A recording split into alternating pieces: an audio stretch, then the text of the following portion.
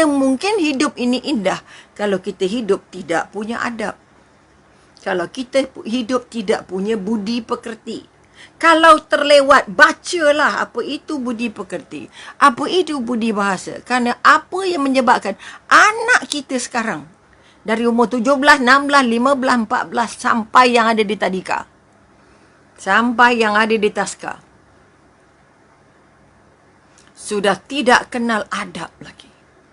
Umi jumpa ataupun kata-kata seorang jemaah.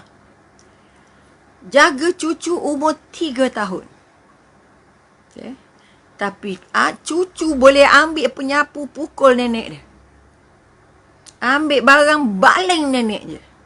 Boleh lawan dan jerit kat nenek dia. Baru umur 3 tahun, 4 tahun. Sudah masuk tadika taska kot. Ya, okay? Tapi di taska dan di tadika, anak-anak ibu-ibu fokusnya nak boleh baca, nak boleh menulis. Kalau masuk taska, masuk tadika, tak boleh baca, makna tadika tu tak bagus. Okay? Sebab itu saya mohon pada semua pengusaha tadika yang ada terlibat, mungkin sebagai jemaah ataupun sebagainya. Jangan mabuk mengajar anak membaca dan menulis tapi tidak mengajar adabnya. Cara makannya macam mana, cara duduknya macam mana. Walaupun dia ajarnya solat, tapi tak diajar adabnya solat. Adab angkat tangannya macam mana, adab takbirnya macam mana, adab sujudnya macam mana, adab rokoknya macam mana. Walaupun anak tahu rokok tu bila, sujud tu bila, tapi rokok dan sujudnya tidak menunjukkan adab. Apalagi adab baca Quran. Ya Allah. Tengok muka Adam tak rasa apa-apa. Kerana tidak pernah diasuh. Ini adalah kalimah Allah. Walaupun alif ba ta sahaja. Tetapi tetap ini adalah asas kepada membaca ayat-ayat Allah. Maka sekali lagi, kalau ingin hidup jadi indah, hidup kita akan jadi indah sekiranya orang di keliling kita yang sedih bila mak dah tua-tua. Bila mak dah tak mampu nak aktif di luar. Mak akan duduk di rumah. Mak kadang-kadang volunteer jaga cucu. Nakkan anak tu balik. Nakkan anak duduk dengan kita. Saya mohon pada mak-mak. Okay, kalau masih sihat, jangan guna alasan jaga cucu tu. Okay, lebih baik kita berbahagia dengan kehidupan yang tinggal sikit ini. Untuk mengumpul sebanyak-banyaknya bekal-bekal untuk kita bawa balik. Sebab itu yang sibuk memang Allah susah lah, tak ada orang gaji tak ada, gitulah begini dan sebagainya. Pertama saya mohon, sama-sama pakat, maknya ke neneknya ke. Apa yang maklumat yang kami dapat, apa? Bila neneknya mengadu, alah budak kecil bang gitulah. Anaknya jerekah nenek dia sampai nangis nenek dia. Okey. Nangis neneknya, dibaling tong sampah, dipukul dengan penyapu, dibaling dengan macam-macam benda. Kerana cucu tidak diasuh adabnya ketika di taska atau ketika di tadika. Bila adab tak ada, pandai melangit, dia tetap jadi sampah. Sebab itu kita kata binatang buas itu. Kita takut anak kita yang tak ada adab, anak kita yang tak ada budi bahasa, anak kita yang tak ada budi pekerti. Walaupun dapat 20A, nak letak mana A-nya? Nak letak mana kalau akhlaknya hancur berkecai? Kalau akhlaknya hancur, dia tidak akan mampu membangun iman. Tidak akan mampu membangun iman. Sebab itu, okay, pengalaman demi sebagai pensyarah Maktab Perguruan Islam yang mengajar semua ustaz dan ustazah. Bakal-bakal ustaz, bakal-bakal ustazah. Tapi semua kes jenayah sosial ke, kes jenayah kecurian ke, kes hilang barang ke, kes ponteng ke, kes bersekedudukan ke, tetap berlaku. Walaupun yang duduk itu ialah orang yang sudah belajar agama dari darjah 1 sampai tingkatan 5. Okey, ini kekuatan, ini pengalaman-pengalaman. Sama juga cuba kita tengok anak-anak kita di sekolah agama. Bagaimana akhlak mereka? Bagaimana adab mereka dengan kita? Bagaimana adab mereka dengan guru? Sampai guru takut dengan murid tu. Okay? Kononnya nanti mak bapak bawa peguam lah, bawa mahkamah dan sebagainya. Bukan itu yang patut kita takut. Yang kita takut anak yang kita ajar itu. Yang kata dapat 10A, 8A, 7A itu. Tapi tidak punya adab, bermakna kita akan ditanya Allah. Apa kamu ajar? Tak sempat ajar adab. Bila adab tak ada, ilmunya tertonggeng masuk longkang. Tak ada faedahnya langsung. Okey, maka hidup ini akan jadi indah kalau kita punya anak dan cucu yang mampu untuk duduk dengan neneknya bukan kerana tebak tak ada orang, tapi dia nak buat neneknya bahagia dan dirinya bahagia. Dia nak apa yang dia nak dan dia juga nak ikut apa yang neneknya minta.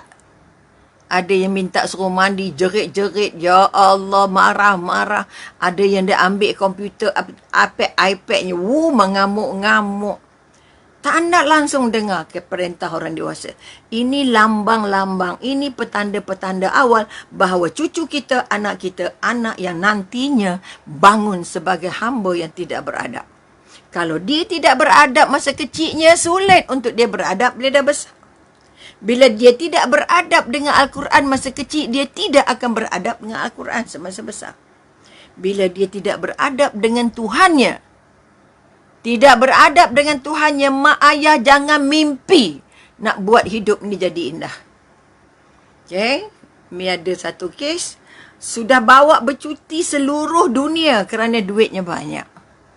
Okay? Saya dah bagi semua, apa lagi yang dia nak? Sebab anaknya baru selepas tingkatan 4, tingkatan 3, tingkatan 5, baru menunjukkan belang-belang yang melawan, belang-belang yang sangat sombong dengan mak bapak. Kerana dari kecilnya tak jelas sangat. Masih ada rasa takut. Takut kena rotan, takut tak dapat duit, takut sebagainya. Bila anak sudah mula dewasa, baru tingkatan 2, baru tingkatan 3, baru habis form 5, sudah rasa lebih bijak dari Perdana Menteri. Mak ayah dah jadi kecil. Mak ayah tak faham saya. Mak ayah tak tahu saya. Mak ayah saya tak ikut peredaran zaman. Mak ayah saya memang tak boleh sesuai dengan saya. Saya memang tak boleh sesuai dengan adik-adik. Kenapa dia muncul ketika umur anak itu sudah besar? Kerana ketika itu dia merasa mak mesti dengar cakap saya, bukan saya lagi dengar cakap mak. Sebab itu ada anak-anak yang menurut saja perintah ibu ayah, tapi di dalamnya ada jiwa yang sangat-sangat menentang.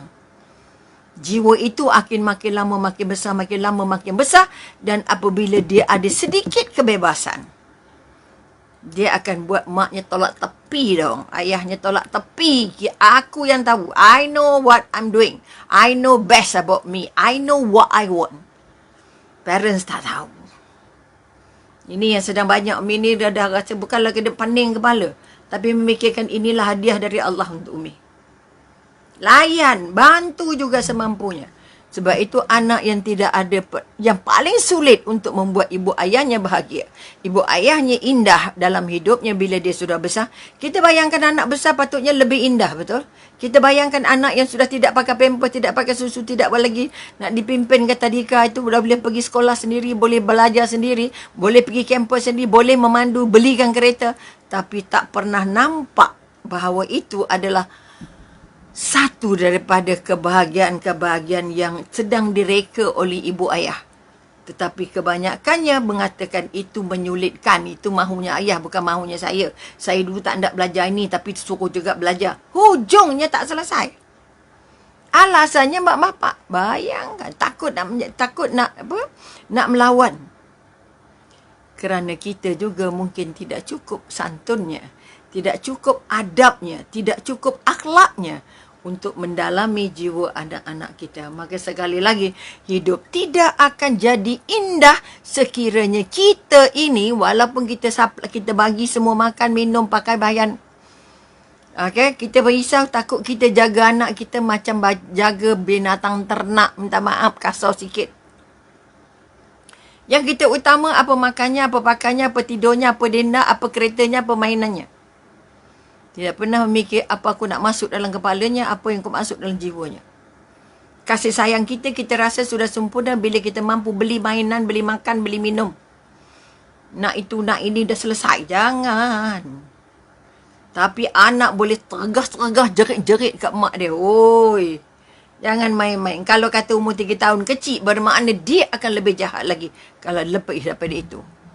Sebab itu saya mohon sangat-sangat pada mak-mak. Kita jangan bangga sangat anak dapat keputusan baik sahaja. Kalau anak belum tahu menunjukkan apa adabnya, apa akhlaknya, apa santunnya dia dengan kita. Kalau bercakap dengan kita boleh suara tinggi, tak kena ramas mulut. Contoh, walaupun kita mungkin kuat suara tinggi sebab kita ada autoriti. Makan kamu masih disuap.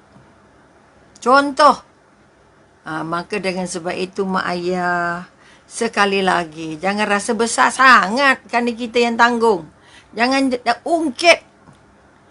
Ya Allah, saya melihat mak-mak mengungkit semua yang dibekalkan. Berapa banyak duit mak dah habis untuk belanja kamu.